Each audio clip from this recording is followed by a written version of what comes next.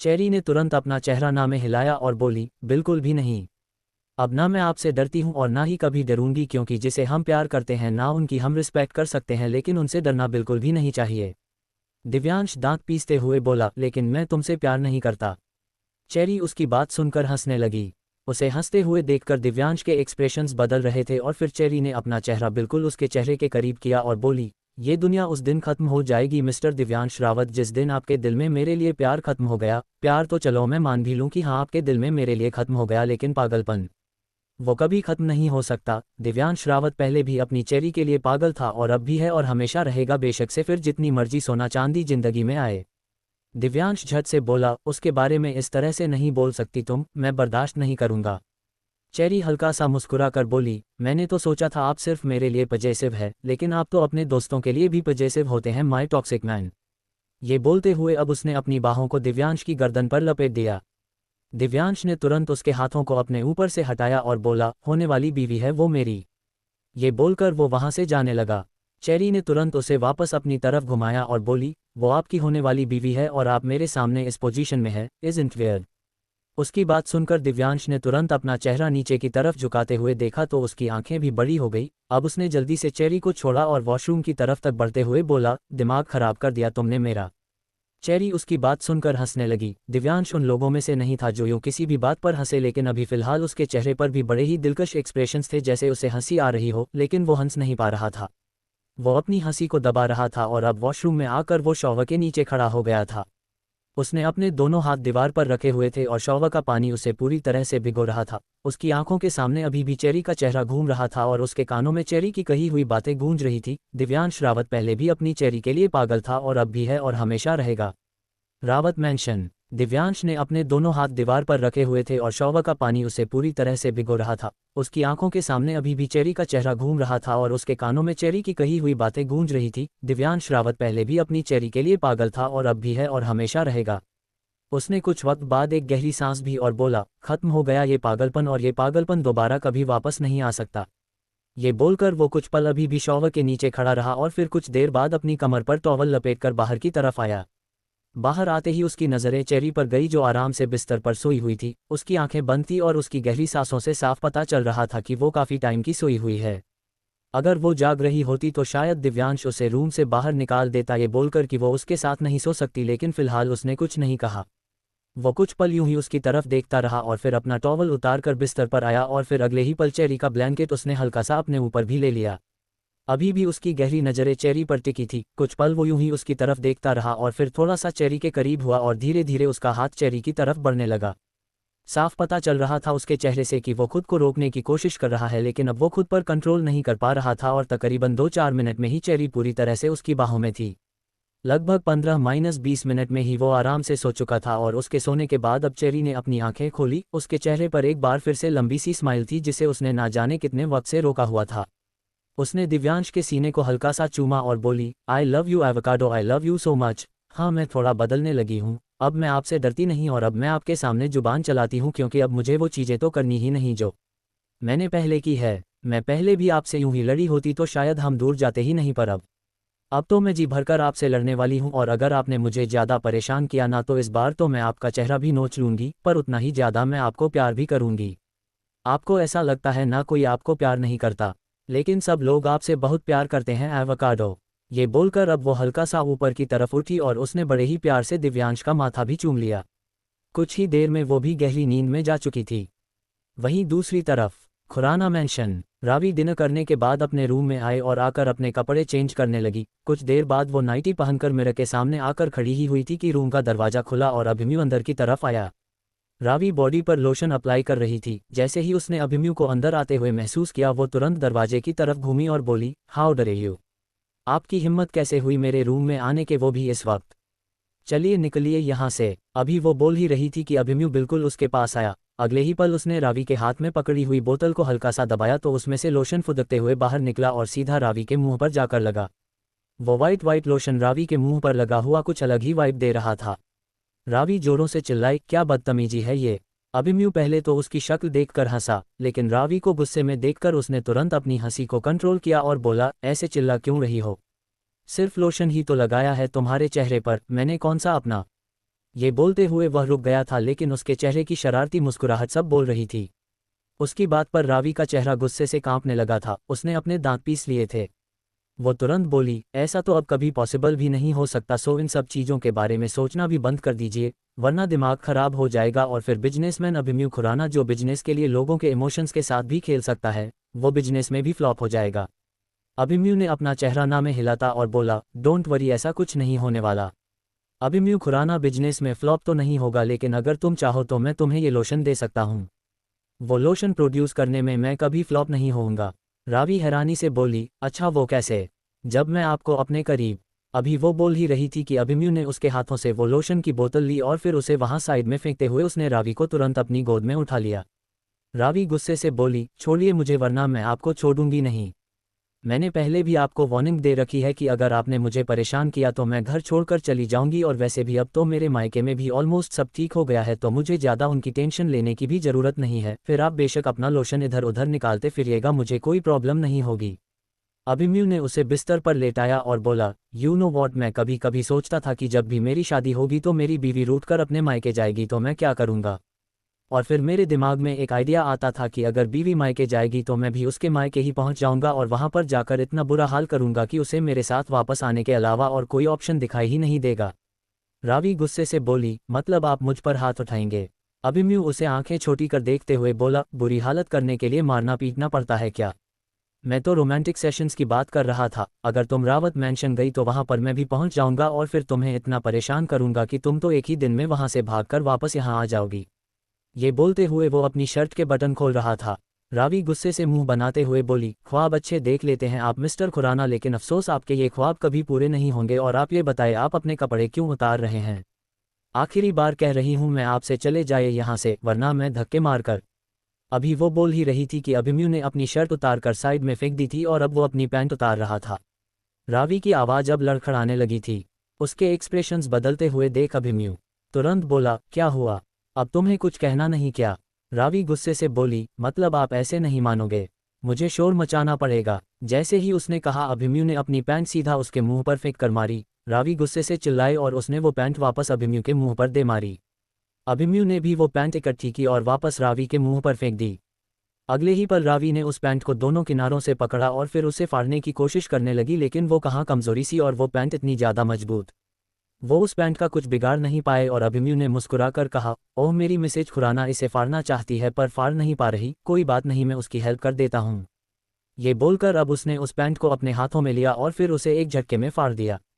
रावी उसकी तरफ देखती रह गई और अब अभिमन्यु उसके ऊपर झुका। इस वक्त वो सिर्फ अपने इनरवियर में था। रावी का दिल जोरों से धक धक करने लगा था। बेशक से वो जितना मर्जी शो करती थी उसे अभिमन्यु से नफरत है, लेकिन उसका उसके करीब आना आज भी उसके रोंगटे खड़े करता था। उसकी बढ़ती हुई धड़कनों का शोर अभिमन्यु को साफ सुनाई दे रहा था और अब उसने अपना अंडरवियर निकालकर भी साइड में फेंक दिया। रावी तुरंत होश में आए और बोली, मतलब आप पर मेरी बातों का कोई असर नहीं? अभिमन्यु उसे देखते हुए बोला, मैं कहाँ तुमसे कुछ कह रहा हूँ?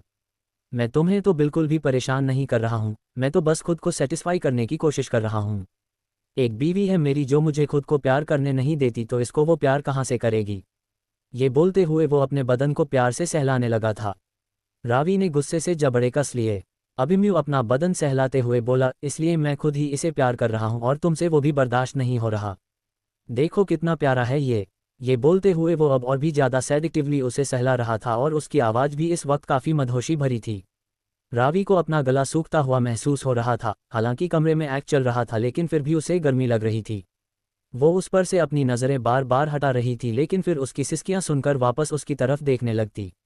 वही अभिमन्यु की नज़रें उसके सीने की तरफ थी, जहां पर नाइटी रिवीलिंग होने की वजह से उसके क्लीवेज साफ नजर आ रहे थे। रावी उसे देखकर हैरानी थी, क्योंकि आज तक उन दोनों के बीच इतना सब कुछ हो चुका था, लेकिन अभिमन्यु ने उसके सामने इस तरह से कभी नहीं किया था।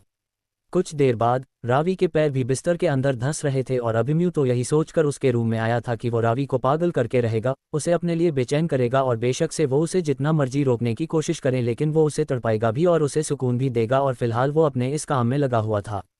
रावी की सिसकियां कमरे में गूंजने लगी थी और उसे और ज़्यादा सेड्यूस करने के लिए अब अभिमन्यु ने अपनी 2 उंगलियों को उसकी बॉडी पर रखा और उन्हें हल्का हल्का रब करने लगा। पर वो हल्की हल्की मूवमेंट भी इस वक्त बेहद जानलेवा थी, जहां उसकी उंगलियों के साथ साथ रावी ने अपनी बॉडी को भी मूव करना शुरू कर दिया था। उसके होठों से आवाज़ें निकल रही थी। खुराना हाउस। रावी की चीखें इस वक्त पूरे कमरे में गूंज रही थी। अभिमन्यु उसके साथ उसके बिस्तर पर था।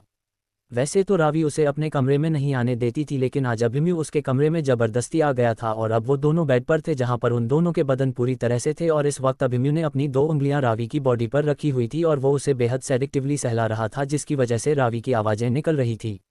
उसके पैर पूरी तरह से बिस्तर पर कस चुके थे और उसने बेडशीट को भी कसकर मुट्ठियों में जकड़ लिया था। उसका पूरा बदन पसीने से भरा हुआ था और अब वो अपनी आंखें खोलकर अभिमन्यु की तरफ देख रही थी, जिसके चेहरे पर डेविल स्माइल थी। आखिर उसके चेहरे पर वो डेविल स्माइल क्यों ना हो? आज कितने दिनों बाद तो उसने रावी के साथ इस तरह के मोमेंट स्पेंड किए थे। बेशक से इनमें रावी की मर्जी नहीं थी, लेकिन अब जिस तरह से उसका बदन अभिमन्यु को रेस्पॉन्ड कर रहा था, उसके बाद रावी ये तो नहीं बोल सकती थी कि अभिमन्यु ने उसके साथ जबरदस्ती की। वो पूरी तरह से उसका साथ दे रही थी। उसकी बॉडी लैंग्वेज बता रही थी कि अभिमन्यु जो कर रहा है उसमें उसे भी प्लेजर फील हो रहा है। रावी अभी भी बुरी तरह से हॉन्फ रही थी। उसकी बॉडी अभी तक नॉर्मल नहीं हुई थी और अभिमन्यु ने एक बार फिर से वो सब उसके सामने शुरू कर दिया था, लेकिन अब उसने सोच लिया था कि वो अभिमन्यु को किसी भी तरह का कोई रिस्पांस नहीं देगी। अभिमन्यु उसकी कमर पर यूं ही बैठा रहा। उसने अपने दोनों घुटनों को रावी के आसपास रखा हुआ था। ना रावी ने उसे वहां से हटने के लिए कहा और ना ही इस वक्त अभिमन्यु हट सकता था, क्योंकि ऑलमोस्ट 1 घंटा बीत चुका था। कुछ देर बाद अब तक रावी की सांसें तो पूरी तरह से नॉर्मल हो गई थी, लेकिन उसकी बॉडी में एक बार फिर से उसे अकड़न फील होने लगी थी। इस बार तो अभिमन्यु उसके साथ कुछ नहीं कर रहा था, लेकिन जो रावी देख रही थी वो भी कम नहीं था। फिर अचानक से ही रावी जोरों से चिल्लाए। उसका चिल्लाना बाहर ना जाए इसलिए अभिमन्यु तुरंत उसके चेहरे पर झुका और उसने अपना हाथ उसके मुंह पर रख दिया। वो उसकी तरफ देखते हुए बोला, काम डाउन, मेरा साथ तो क्या देना, तुम तो उल्टा चिल्लाए जा रही हो। शोर मचा मचा कर घर वालों को उठा दोगी क्या? उसकी बात पर रावी ने उसका हाथ अपने मुंह से हटाया और बोली, ये क्या हरकत की है आपने? आपकी हिम्मत भी कैसे हुई ये सारा गंध मुझ पर फैलाने की? अभिमन्यु हैरानी से उसकी तरफ देखते हुए बोला, ये तुम्हें गंध नजर आ रहा है? इसे रुपए हैश कहते हैं मिसेज खुराना, और ये तो हर बीवी के लिए उसके किसी भी लोशन से ज़्यादा एक्सपेंसिव होना चाहिए। मुझे तो लगता है कि तुम्हें इसे इकट्ठा करके एक बोतल में भर लेना चाहिए, ताकि जब जब तुम्हें लोशन की ज़रूरत पड़े तब तब तुम इसे अपने बदन पर अप्लाई कर सको। उसकी बात पर रावी गुस्से से दांत पीसते हुए बोली, मैं आपको भी उस बोतल में ना डाल दूं। जब मन करेगा तो आपको बोतल से निकाल दूंगी। वैसे मेरा मन तो नहीं करेगा, लेकिन क्या पता कभी मैं आप पर मेहरबानी कर दूं। अभिमन्यु तिरछा मुस्कुराया और बोला, तुम मुझ पर क्या मेहरबानी करोगी? ये तो शुक्र मनाओ कि मैंने तुम पर मेहरबानी कर दी और सिर्फ फिंगरिंग करके तुम्हें छोड़ दिया, वरना मैं तुम्हारे साथ और भी बहुत कुछ कर सकता था। और इतना तो तुम भी जानती हो कि अगर एक बार मैं शुरू होता तो कल सुबह तुम बिस्तर से उठ नहीं पाती, और अगर उठती भी तो तुमसे चला नहीं जाता। फिर तुम क्या ही बहाना बनाती कि तुम कॉलेज क्यों नहीं जा रही। और मैंने सुना है कि रावत मैंशन में अब दिव्यांश और सोना की शादी के फंक्शन शुरू होने वाले हैं, तो तुम्हें तो वहां पर भी जाना होगा ना? उसकी बात पर रावी गुस्से से बोली, मैं तो वहां पर जाऊंगी, लेकिन खबरदार अगर आप वहां पर आए, और वहां पर आना तो छोड़िए, अभी फिलहाल आप यहां से साइड हटिए, वरना मैं लात मारूंगी और फिर उसके बाद मेरा तो पता नहीं, लेकिन आपसे पूरी जिंदगी नहीं चला जाएगा। उसकी इस बात पर अभिमन्यु ने तुरंत अपनी लोअर बॉडी पर अपना हाथ रख लिया, क्योंकि उसकी मिसेज खुराना का कोई पता नहीं था, वो ऐसी हरकत कर भी सकती थी। उसे हटते हुए देख रावी ने एक गहरी सांस ली और फिर उसकी नज़र दोबारा अपनी बॉडी पर गई, जहां पर अभिमन्यु का पूरा हैश फैला हुआ था। अभिमन्यु उसकी हालत देखकर मुस्कुरा रहा था। वो उसकी तरफ देखते हुए बोली, हंसने की जरूरत नहीं है, इसे साफ कीजिए। अभिमन्यु हल्की सी अंगड़ाई लेकर बोला, मुझे नींद आई है।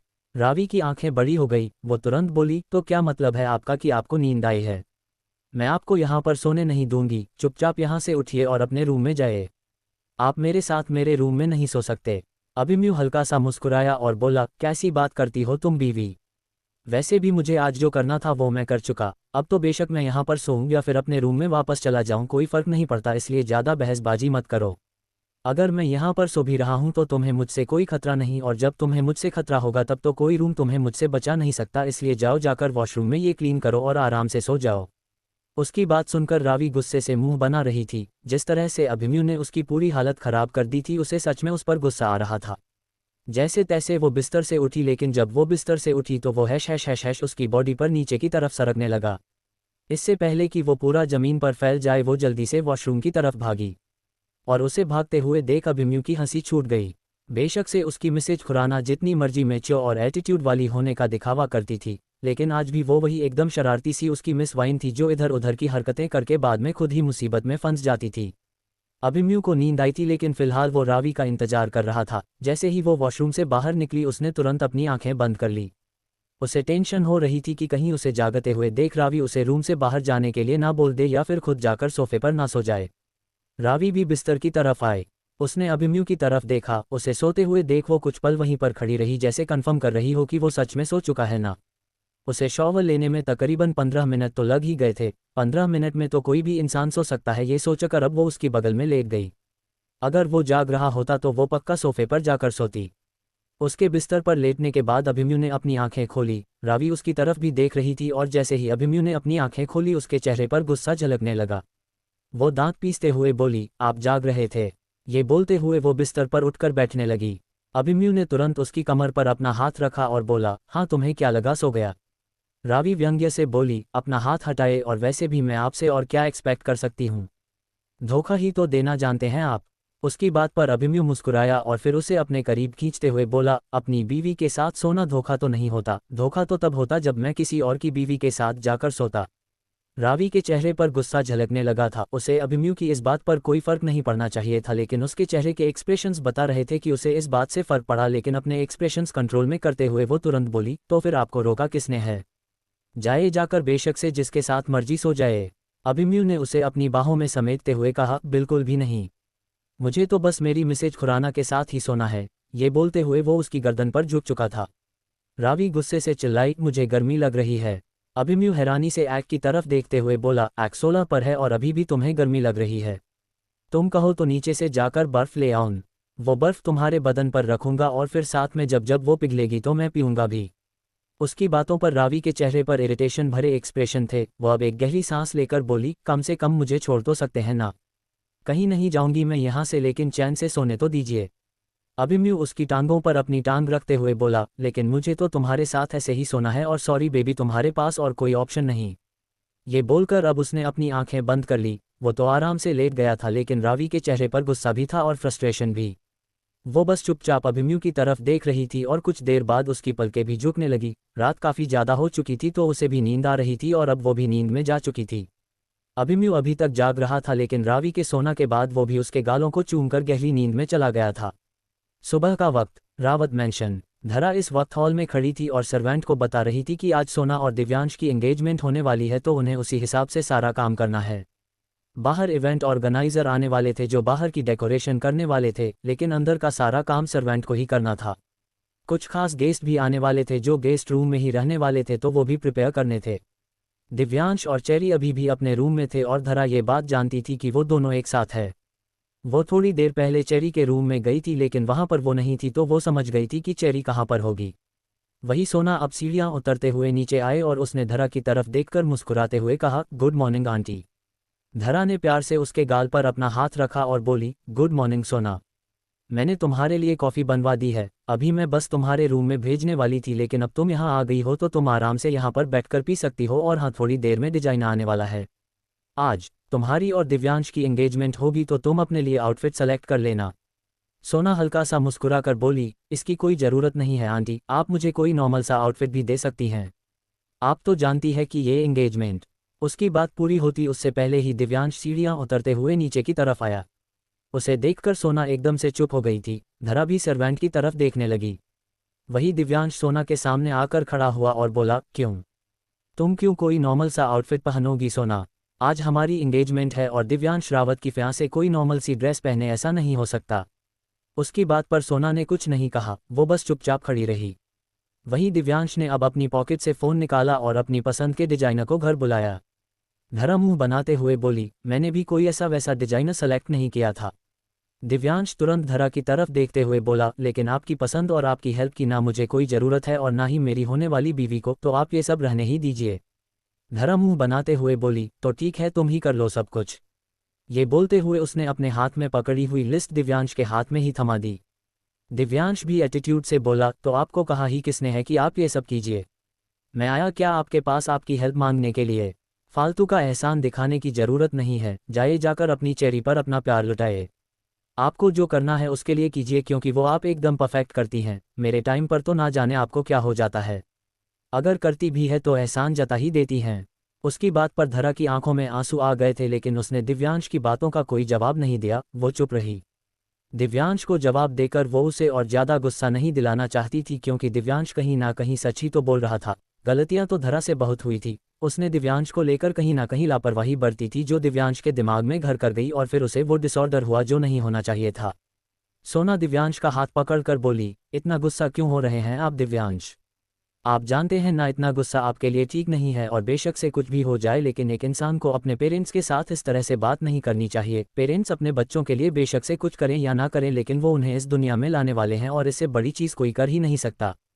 दिव्यांश इरिटेट होकर बोला, अब तुम प्लीज़ मुझे लेक्चर मत दो। मुझे ना किसी की हेल्प चाहिए और ना ही किसी का एहसान, और अगर किसी को लगता है कि वो मुझ पर किसी तरह का कोई एहसान कर रहा है तो वो बस अपना एहसान अपने पास ही रखें। दिव्यांश रावत को लोगों की ज़रूरत नहीं। सोना तुरंत बोली, लेकिन मुझे है। ये बोलकर अब वो दिव्यांश के हाथ से वो लिस्ट लेकर धरा के पास गई और बोली, ये सब आप ही करेगी आंटी और मुझे पता है आप ये सब एकदम परफेक्ट करेंगी। अपनी बात कहते हुए उसने वो लिस्ट सच में धरा के हाथ पर रख दी थी और धरा दिव्यांश की तरफ देख रही थी। दिव्यांश के चेहरे पर गुस्सा झलक रहा था लेकिन वो ये गुस्सा सोना पर बिल्कुल भी नहीं उतारना चाहता था क्योंकि इन सब में उसकी कोई गलती नहीं थी। वो कितनी इमोशनल है ये बात दिव्यांश से बेहतर कोई नहीं जानता था। दिव्यांश ने अब उसका हाथ पकड़ा और बोला, चलो। सोना जल्दी से बोली, कहाँ? दिव्यांश तुरंत बोला, क्यों? बिना बताए तुम मेरे साथ नहीं चल सकती क्या? सोना मुस्कुरा कर बोली, चल सकती हूँ लेकिन अगर पता होगा कि कहाँ जाना है तो मेरे पास दो ऑप्शन होंगे, एक आपके साथ चलने का और दूसरा आपको समझाने का कि हमें जाना चाहिए या नहीं। दिव्यांश ने एक गहरी सांस ली और बोला, मुझे ब्रेकफास्ट करना है। सोना हंसी और बोली, तो फिर इसके लिए बाहर जाने की क्या ज़रूरत है? आप इधर आइए। ये बोलते हुए वो दिव्यांश को लेकर डाइनिंग टेबल पर आए और फिर उसे कंधों से पकड़कर चेयर पर बिठाते हुए बोली, आप यहाँ पर बैठिए, मैं बस 10 मिनट में आपके लिए ब्रेकफास्ट बनाकर लेकर आता हूँ। जानती हूँ किसी और के हाथों का खाने का मन नहीं होगा आपका फिलहाल, लेकिन मेरे हाथों का तो खा सकते हैं ना आप। ये बोलते हुए उसने दिव्यांश के गाल पर अपना हाथ रखा हुआ था। वहीं दूसरी तरफ रूम से बाहर निकलकर चेरी नीचे की तरफ आ रही थी। उसकी नज़रें दिव्यांश और सोना पर थी। सोना का हाथ दिव्यांश के चेहरे पर देखकर उसे कुछ कुछ होने लगा था। हालांकि वो जानती थी कि शायद उन दोनों की शादी नहीं होगी, शायद आखिरी वक्त पर कुछ और ही होगा। दिव्यांश को रियलाइज होगा कि वो सोना से नहीं बल्कि चेरी से प्यार करता है या फिर चेरी खुद आगे बढ़कर अपना हक जताएगी, लेकिन जो भी हो फिलहाल के लिए तो उसे थोड़ा अजीब लग रहा था। सोना के लिए उसके दिल में कोई नफरत नहीं थी, लेकिन बेशक से आपको सामने वाला इंसान पसंद हो या ना हो, लेकिन अगर वो इंसान उस इंसान के साथ है जिससे आप बेइंतहा इश्क करते हो, आपको खुद ब खुद वो इंसान बुरा लगने लग जाता है। जैसे तैसे उसने खुद को कंट्रोल किया और नीचे आए। उसे देखते ही दिव्यांश सोना का हाथ पकड़कर बोला, तुम्हारे हाथों से तो मैं कुछ भी खा सकता हूँ। मैं बाहर नहीं जाऊँगा लेकिन मुझे बहुत ज़्यादा भूख लगी है, प्लीज़ तुम जल्दी से मेरे लिए ब्रेकफास्ट बना दो। सोना मुस्कुराई और फिर किचन की तरफ बढ़ गई। दिव्यांश और चेरी अब एक दूसरे को तिरछी निगाहों से देख रहे थे। तभी वहां पर अंशुमन आया। वो बाहर की तरफ जा रहा था, उसे मार्केट में अपने कुछ फ्रेंड्स से मिलना था, लेकिन जैसे ही चेरी ने उसे देखा वो तुरंत उसका हाथ पकड़कर उसे डाइनिंग टेबल पर ले आए। अंशुमन कुछ बोलना चाहता था लेकिन दिव्यांश को देखकर उसकी बोलती बंद हो गई थी और अब चेरी उसका चेहरा अपने हाथों में पकड़ते हुए बोली, तुम कहाँ जा रहे हो? तुमने भी तो ब्रेकफास्ट नहीं किया होगा और तुम्हें तो भूख भी बहुत ज़्यादा लगती है। शायद तुम भी बाहर ब्रेकफास्ट करने ही जा रहे हो, लेकिन मेरे होते हुए तुम्हें बाहर जाने की ज़रूरत नहीं है। तुम चुपचाप यहाँ पर बैठो, मैं 20 मिनट में तुम्हारे लिए ब्रेकफास्ट लेकर आती हूँ। अंशुमन जल्दी से बोला, लेकिन मुझे नहीं खाना, मुझे अभी भूख। उसकी बात पूरी होती उससे पहले ही चेरी अब थोड़ा गुस्से से बोली, बैठ रहे हो या फिर मैं बिठाऊं? अंशुमन की बोलती बंद हो गई। एक तरफ चेरी तो दूसरी तरफ दिव्यांश जो उसे गहरी नज़रों से देख रहा था। उसकी आंखें देखकर ही ऐसा लग रहा था जैसे वो अंशुमन को कच्चा चबा जाएगा। इस वक्त अंशुमन की कितनी ज़्यादा फट रही थी वो सिर्फ अंशुमन ही जानता था। चेरी तो उसे वहां पर बिठाकर किचन में चली गई, लेकिन अंशुमन को वहां पर बैठे बैठे अपने पिछवाड़े में दर्द होता हुआ महसूस हो रहा था और अब दिव्यांश हल्का सा टेबल पर आगे की तरफ हुआ और अंशुमन की तरफ देखते हुए बोला, वैसे रहते कहाँ हो तुम? अंशुमन कांपती हुए आवाज में बोला, पता नहीं। दिव्यांश ने अपनी आईब्रो ऊपर की तरफ उठाए और बोला, क्या बात? तुम कहाँ रहते हो ये तुम्हें ही नहीं पता? अंशुमान अब अपनी जगह से उठा और अपनी पॉकेट से फ़ोन निकालते हुए बोला, वो एक्चुअली मुझे मेरी फ्रेंड से बात करनी है तो मैं चलता हूँ, बाहर जाकर बात करूँगा और बाहर जाकर कोई पता भी ढूंढ लूँगा जहाँ पर मैं थोड़ा सेफ फील कर सकूँ। ये बोलकर वो वहाँ से बाहर की तरफ भाग गया। दिव्यांश के चेहरे पर तिरछी मुस्कुराहट तैर गई। वहीं दूसरी तरफ दिव्यांश के लिए खाना बना रही सोना ऑलरेडी किचन के अंदर थी और वहाँ पर चेरी भी आ गई थी। चेरी सोना की तरफ देखते हुए बोली, तुम दिव्यांश के लिए क्या बना रही हो? सोना हल्का सा मुस्कुरा कर बोली, मैं उसके लिए वाइट पास्ता बना रही हूँ, उसे पसंद है ना, और साथ में गार्लिक ब्रेड भी। तुम भी खाओगी क्या? मैं तुम्हारे लिए भी बना दूंगी। ये बोलते हुए सोना की आंखों में ही प्यार नजर आ रहा था, लेकिन पता नहीं चेरी को क्यों बुरा लग रहा था। उसने पैन में बन रहे पास्ता की तरफ देखा जो काफ़ी ज़्यादा टेस्टी लग रहा था। ये दोनों चीज़ें ही दिव्यांश को बहुत ज़्यादा पसंद थी। तकरीबन 20 मिनट बाद सोना और चेरी दोनों ही किचन से बाहर निकली। उन दोनों के हाथ में एक ट्रे थी और अब उन दोनों ने वो ट्रे डाइनिंग टेबल पर रखी। दिव्यांश की नज़रें दोनों ही ट्रे पर थी जहां पर सेम खाना रखा हुआ था। चेरी ने भी पास्ता और गार्लिक ब्रेड बनाए थे और सोना ने भी, लेकिन सोना का पास्ता थोड़ा अजीब लग रहा था और गार्लिक ब्रेड भी थोड़े ज़्यादा रोस्ट लग रहे थे। वही चेरी के चेहरे पर मुस्कुराहट थी क्योंकि उसका खाना एकदम परफेक्ट बना हुआ था और अब उसकी नज़रें अंशुमन को ढूंढ रही थी। वो वहां खड़ी सर्वेंट की तरफ देखते हुए बोली, अंशुमन कहाँ गया? वो सर्वेंट थोड़ा डरते हुए बोली, वो तो कब के भाग गए। चेरी ने उसे घूर कर देखा। अब वो सर्वेंट अपनी बात संभालते हुए बोली, मेरा मतलब है वो काफ़ी देर पहले ही चले गए। दिव्यांश जल्दी से बोला, झूठ क्यों बोल रही हो? अगर कोई इंसान भागता है तो उसे भागता हुआ ही कहा जाएगा, और जिस तरह से वो यहाँ से गया था आई डोंट थिंक सो कि वो यहाँ से नॉर्मली गया था। चेरी मुंह बनाते हुए दिव्यांश के सामने बैठी और बोली, खुद ही उसे डराया होगा, वैसे भी जलकुब्बे तो हैं आप। दिव्यांश उसे गहरी नज़रों से देखते हुए बोला, तुमने कुछ कहा? चेरी ने तुरंत अपना चेहरा ना में हिलाया और बोली, कुछ भी तो नहीं। मैं तो बस अपने बनाए हुए खाने की तरफ देख रही थी, कितना टेस्टी है ना। वैसे अगर आप चाहे तो ये खा सकते हैं। वो खाना तो थोड़ा अजीब लग रहा है, अगर आप ये खाएंगे तो मुझे बिल्कुल बुरा नहीं लगेगा। सोना भी अब हल्का सा मुस्कुराए और बोली, I am so sorry Divyansh. मेरा पूरा फोकस खाना बनाने पर ही था, लेकिन पता नहीं कैसे मुझसे पूरा खाना ओवरकुक हो गया। I am so sorry. अगर आप मुझे 10-15 मिनट और दें तो मैं दोबारा सब कुछ बना कर ले आती हूँ। तब तक आप प्लीज़ ये जूस पी लीजिए, ये बिल्कुल ठीक है। उसकी बात पर दिव्यांश मुस्कुराया। चेरी के चेहरे पर भी स्माइल थी। वो जानती थी कि दिव्यांश ओवरकुक्ड खाना खा ही नहीं सकता, इसलिए उसे कंफर्म था कि दिव्यांश उसके हाथों से बना खाना ही खाएगा क्योंकि उसे काफ़ी ज़्यादा भूख लग रही है। पर अब दिव्यांश ने सोना की ट्रे में से पास्ता और गार्लिक ब्रेड दोनों ही लिए और उसे आराम से खाने लगा। सोना हैरान रह गई क्योंकि किचन में उसने चेरी के खाने से अपना खाना बदला था। वो खाना जो चेरी की ट्रे में था वो सोना ने बनाया था, और जो खाना सोना की ट्रे में था वो चेरी ने बनाया था। उसने जल्दबाजी में बनाया था तो जल्दबाजी के चक्कर में वो सारा खाना स्पॉइल हो गया था, लेकिन अब दिव्यांश उसे सोना का खाना समझकर खा रहा था, या फिर वो जानता था कि वो खाना चेरी ने बनाया है। अब ये तो खैर दिव्यांश जाने या भगवान, लेकिन फिलहाल चेरी को खुद समझ नहीं आ रहा था कि वो खुश हो या रोए, क्योंकि दिव्यांश खाना तो उसके हाथों से बना हुआ ही खा रहा था, लेकिन उसने उसकी ट्रे में से नहीं लिया था। सोना उसे देखकर हंसने लगी थी और चेरी मुंह बनाते हुए वहां से जाने लगी। दिव्यांश सोना को देखकर बोला, तुम हंस क्यों रही हो? चेरी चिढ़ते हुए बोली, क्योंकि आप उसे हंसने का मौका दे रहे हो।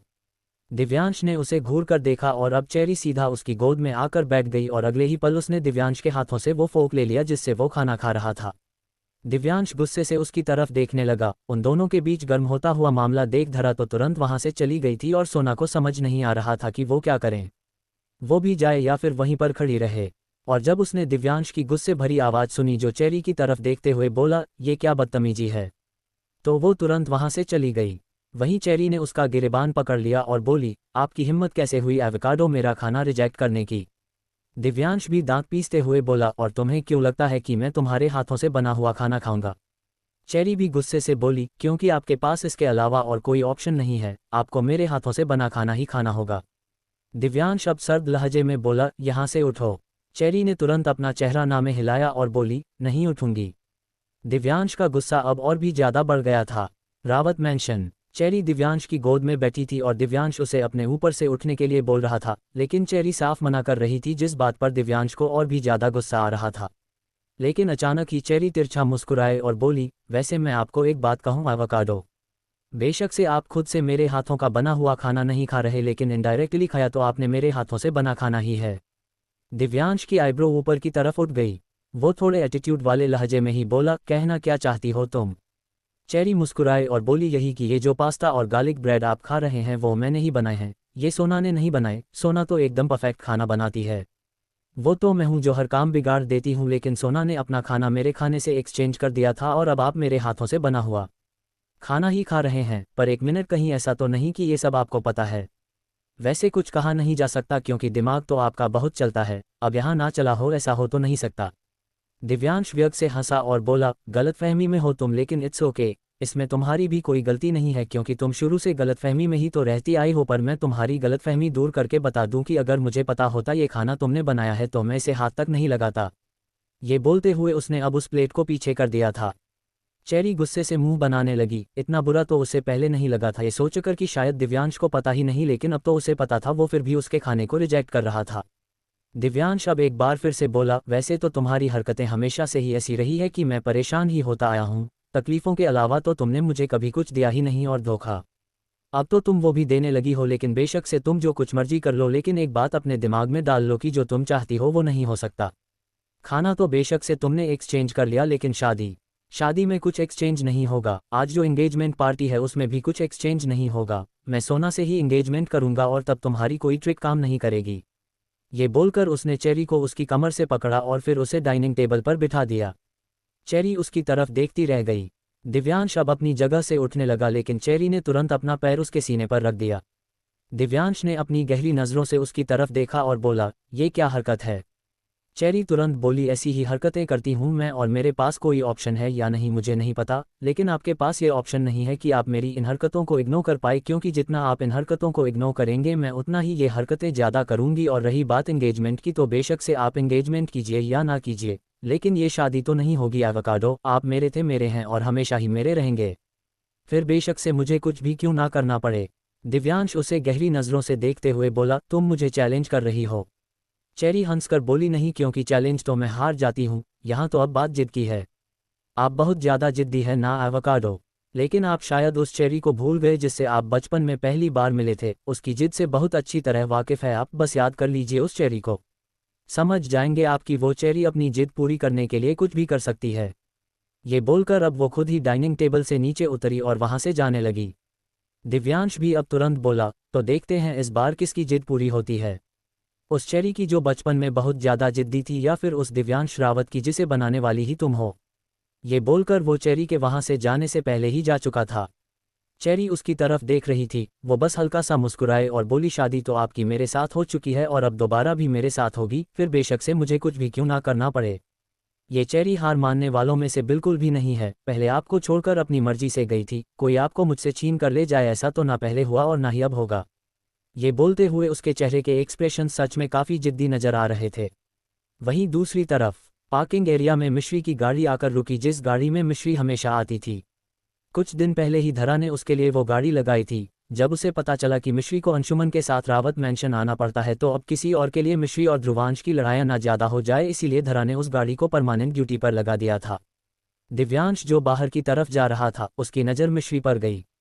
वहीं मिश्री उसे देखकर मुस्कुराए और अंदर की तरफ आने लगी। तभी दिव्यांश उसे रोकते हुए बोला, अगर तुम यहाँ पर ड्यूटी नहीं करना चाहती हो तो तुम मुझे बता सकती हो मिश्री, कोई भी यहाँ पर तुम्हें ज़बरदस्ती ड्यूटी करने के लिए नहीं रोक सकता। अगर तुम्हें कोई प्रॉब्लम है तो यू कैन टेल मी, तुम्हारा भाई ही हूँ मैं। उसकी बात पर मिश्री की मुस्कुराहट और भी ज़्यादा लंबी हो गई। वो अंदर जा रही थी, लेकिन अब उसके कदम रुक गए थे और वो दिव्यांश की तरफ घूमते हुए बोली, मुझे कोई प्रॉब्लम नहीं है भाई, यहाँ पर मैं अपनी मर्जी से ही ड्यूटी कर रही हूँ, और अगर मुझे कोई प्रॉब्लम होगी तो मैं आपको ज़रूर बताऊंगी, लेकिन क्या मैं आपसे रिक्वेस्ट करूँ? दिव्यांश एक गहरी सांस लेकर बोला, नहीं, मैं तुम्हें वो बात नहीं कहने दूंगा जो तुम मुझसे कहना चाहती हो, क्योंकि ऑलरेडी मैं वो बात जानता हूँ। पर इतना समझ लो मिश्री की कुछ रिश्ते एक बार टूटकर फिर से जुड़ सकते हैं, लेकिन जब वो रिश्ते पूरी तरह से ख़त्म ही हो जाए तो उनकी बुनियाद दोबारा नहीं बन सकती। उसकी बात पर मिश्री का चेहरा मायूस हो गया था। दिव्यांश ने अब उसके गाल पर अपना हाथ रखा और बोला, अगर कोई प्रॉब्लम हो तो बताना। ये बोलकर अब वो तुरंत वहाँ से बाहर की तरफ चला गया। मिश्री उससे चेरी के बारे में ही बात करना चाहती थी। वो यही बोलना चाहती थी कि वो अपने और चेरी के रिलेशन को एक मौका और दे, लेकिन दिव्यांश ये बात जानता था, इसलिए मिश्री कुछ बोल ही नहीं पाए। अब वो अंदर की तरफ आए और अंदर आते ही उसकी नज़र चेरी पर गई, जो पहले तो वहाँ से जाने वाली थी, लेकिन फिर दिव्यांश और मिश्री की बातें सुनकर रुक गई। अब वो मुंह बनाते हुए बोली, सच में ये एवोकाडो एकदम खड़ूस हो गया है। एक बार ये मान जाए, उसके बाद अगर मैंने इसका सैंडविच बनाकर नहीं खा लिया तो मैं भी चेरी रावत नहीं। मिश्री उसकी बात सुनकर हंसी। उसे हंसते हुए देख अब चेरी मुस्कुराए और बोली, वैसे तुम हंसती हुई अच्छी लगती हो, लेकिन सच बताऊं, जब से मैं यहाँ वापस आई हूँ ना मैंने तुम्हें एक बार भी हंसते हुए नहीं देखा, और ये सब कुछ उस ध्रुवांश की वजह से है। अगर मेरी लाइफ में सब कुछ ठीक होता ना तो अब तक तो मैं उसकी बैंड बजा देती, लेकिन यहाँ तो मेरी अपनी लाइफ में इतना रायता फैला हुआ है कि तुम लोगों की खट्टी दही मीठी करने के लिए मेरे पास ना तो टाइम है और ना ही दिमाग। मिश्री मुस्कुराए और बोली, इट्स ओके, पहले आप अपनी प्रॉब्लम्स पर फोकस कीजिए चेरी दी, मेरे और ध्रुवांश के बीच तो वैसे भी कुछ ठीक नहीं हो सकता। आपके और दिव्यांश भाई के बीच तो मिसअंडरस्टैंडिंग है, वो तो फिर भी दूर हो सकती है, लेकिन धोखेबाज इंसान कभी बदल नहीं सकता, इसलिए हम दोनों के बीच कुछ ठीक होने की गुंजाइश ही नहीं। खैर मैं चलती हूँ, मुझे स्ट्रॉबेरी को पहले दवाइयाँ देनी है। आई नो वेरी वेल कि अभी तक उन्होंने अपनी कोई भी दवाई नहीं ली होगी। चेरी मुस्कुराई और फिर वहाँ से सीढ़ियाँ चढ़ते हुए अपने रूम में चली गई। वहीं मिश्री भी धरा के रूम में जा रही थी, लेकिन अचानक से किसी ने उसे अपनी गोद में उठा लिया। मिश्री की जोरों से चीख निकल गई, लेकिन अगले ही पल वो शांत भी हो गई। अपनी चीख को भी उसने रास्ते में ही रोक लिया था और अब वो गुस्से भरी नज़रों से ध्रुवांश की तरफ देख रही थी। ध्रुवांश उसकी तरफ देखते हुए बोला, तुम्हारी हिम्मत कैसे हुई मुझे धोखेबाज कहने की? मिश्री तिरछा मुस्कुराए और बोली, क्या बात, अपनी तारीफ सुनकर गुस्सा आ रहा है आपको? लेकिन इतना बताए मिस्टर ध्रुवांश रावत की धोखेबाज को अगर धोखेबाज नहीं तो और क्या ही कहा जाएगा। खैर मुझे आपसे उलझने में कोई इंटरेस्ट नहीं है, आप बस मुझे नीचे छोड़िए। मुझे गोद में क्यों उठाया है आपने? ध्रुवांश तुरंत बोला, अभी पता चल जाएगा। ये बोलकर वो उसे सीधा अपने रूम में ले गया। मिश्री हैरानी से उसकी तरफ देख रही थी। अब ध्रुवांश ने उसे बेड पर बिठाया और फिर जैसे ही मिश्री बिस्तर से उठकर वहां से जाने लगी, ध्रुवांश ने उसके कंधे पर अपना हाथ रखा और फिर दूसरी तरफ से रिमोट उठाकर दरवाजा बंद कर दिया और रिमोट पीछे की तरफ फेंक दिया। मिश्री गुस्से से बोली, आपको जबरदस्ती करने के अलावा और कुछ नहीं आता क्या? ध्रुवांश ने अपना चेहरा ना में हिलाया और बोला, नहीं सच में नहीं आता। मिश्री गुस्से से ही बोली, लेकिन आपकी ये जबरदस्ती मेरे साथ नहीं चलेगी। मुझे तो पहले ही समझ जाना चाहिए था कि आप क्यों चाहते हैं कि मैं यहाँ पर आऊँ। क्यों मैं लीव ना लूँ? क्योंकि आपको मेरे साथ ये सब हरकतें जो करनी है, लेकिन मैं आपकी कोई कॉलेज फ्रेंड नहीं हूँ और ना ही मुझे आप में इंटरेस्ट है जो आप मेरे साथ ये सब हरकतें कर रहे हैं। पहले तो कभी आप मेरे करीब नहीं आते थे। ओह मैं तो भूल गई, करीब तो आते थे लेकिन सिर्फ और सिर्फ दिखावा करने के लिए, ताकि मैं आपकी बातों के झांसे में आ जाऊं। तो क्या अब भी आप मुझे दोबारा अपनी बातों में फंसाना चाहते हैं? मुझे अपने करीब कर दोबारा एक धोखे का एहसास दिलाना चाहते हैं? उसकी बात पर ध्रुवांश अब हल्का सा उस पर झुका और अगले ही पल उसने मिश्री के सिर के पीछे अपना हाथ रख दिया। मिश्री जल्दी से बोली, खबरदार अगर आपने मुझे किस। उसकी बात पूरी होती उससे पहले ही ध्रुवांश उसके होठों पर अपने होंठ रख चुका था। मिश्री शॉक्ड रह गई। अब उसे पछतावा हो रहा था कि वो रावत मैंशन आई ही क्यों। वो क्यों ध्रुवांश की बातों में आए? उसने क्यों यहाँ पर आना कंटिन्यू रखा? अगर वो कुछ दिनों की लीव ले लेती तो बेहतर होगा, लेकिन अब तो वो ध्रुवांश के चंगुल में फंस गई थी और वो तब तक इस रूम से भी बाहर नहीं जा सकती थी जब तक ध्रुवांश नहीं चाहे। और ध्रुवांश जिस तरह से उसे किस कर रहा था, साफ पता चल रहा था कि ये चीज़ जल्दी तो बिल्कुल नहीं रुकने वाली। मिश्री उसके कंधों पर अपने हाथ रखते हुए उसे खुद से दूर करने की कोशिश कर रही थी, लेकिन ध्रुवांश के चौड़े सीने जितने ज़्यादा मजबूत थे उतने ही ज़्यादा मिश्री के हाथ सॉफ्ट। वो उसे खुद से दूर करना तो दूर की बात, उसे अपनी जगह से हिला तक नहीं पाए और अब वो पूरी तरह से पीछे बिस्तर पर लेट चुकी थी और ध्रुवांश उस पर झुका हुआ था। उसने जैसे ही मिश्री के होठों को छोड़ा, उसकी नज़र उसकी आंखों पर गई जहां से आंसू बह रहे थे। वो उसकी तरफ देखते हुए बोला, दो चीज़ तुम बहुत ज़्यादा करती हो, एक तो रोना और एक गुस्सा करना।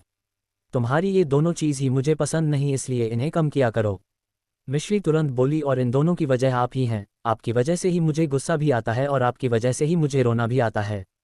ध्रुवांश अब बड़े ही प्यार से बोला, और मुझ पर प्यार वो नहीं आता। मिश्री उसके सवाल पर एक पल के लिए तो चौंक गई। ध्रुवांश इस तरह का सवाल करे तो हैरानी तो होनी ही थी, लेकिन अगले ही पल उसने अपना चेहरा दूसरी तरफ घुमाया और बोली, बिल्कुल भी नहीं आता। ध्रुवांश अब बड़ी ही दिलकश मुस्कुराहट के साथ बोला, आता तो है लेकिन तुम बताती नहीं हो। तुम्हें डर लगता है कि कहीं मैं तुम्हारा दिल ना तोड़ दूं। लेकिन अगर मैं कहूं कि इस बार मैं तुम्हारा दिल नहीं तोड़ूंगा तो? उसकी बात पर मिश्री अब और भी ज़्यादा हैरान हुई। वो जल्दी से बोली, प्लीज़ मुझे यहाँ से जाने दीजिए ध्रुवांश। उसकी इस बात पर अब ध्रुवांश और भी ज़्यादा मुस्कुराया और बोला, तुम मेरी तरफ देख क्यों नहीं रही हो? मिश्री गुस्से से बोली, क्योंकि मुझे नहीं देखना। ध्रुवांश भी जल्दी से बोला, लेकिन देखना तो पड़ेगा। ये बोलकर अब उसने मिश्री के गाल पर अपना हाथ रखा और फिर अगले ही पल उसे दोबारा चूमना शुरू कर दिया। मिश्री की आंखों में अब नमी तैर गई थी। ध्रुवांशी इस वक्त उसके साथ कोई जबरदस्ती किस नहीं कर रहा था, बल्कि उसे बहुत ही ज़्यादा सॉफ्ट किस कर रहा था और वो सॉफ्टनेस मिश्री भी फील कर सकती थी, लेकिन वो अभी भी ध्रुवांश को रिस्पांस नहीं दे रही थी। हालांकि अभी पिछले कुछ दिनों से उसके और ध्रुवांश के बीच जो कुछ हो रहा था, उसके बाद उसे भी ध्रुवांश से थोड़ी अटैचमेंट दोबारा होनी शुरू हो गई थी। उसकी बातें मिश्री पर इफेक्ट डाल रही थी, लेकिन अभी भी उसने खुद को पूरी तरह से स्ट्रांग रखा हुआ था, पर अब शायद वो धीरे धीरे थोड़ी पिघलने लगी थी। कुछ तो धरा की बातें, कुछ ध्रुवांश की बातें और उसकी हरकतें उसके दिमाग पर असर डाल रही थी। और अब जब ध्रुवांश उसे लगातार तकरीबन 2 मिनट तक खुद से ही किस करता रहा तो मिश्री ने एक गहरी सांस लेते हुए अपने होठों को हल्का सा खोला। उसकी तरफ से इतना भी रिस्पांस जैसे ध्रुवांश के लिए काफ़ी ज़्यादा था। अब उसने और भी ज़्यादा शिद्दत से मिश्री को किस करना शुरू कर दिया था और फिर धीरे धीरे अब उसके हाथ मिश्री के पूरे बदन पर भी चलने लगे थे। मिश्री उसे चुपचाप किस किए जा रही थी। वो ध्रुवांश को रोक नहीं रही थी, लेकिन उसने अपना रिस्पांस थोड़ा लिमिटेड ही रखा हुआ था और फिर ध्रुवांश अपना हाथ उसकी कुर्ती के अंदर लेकर गया।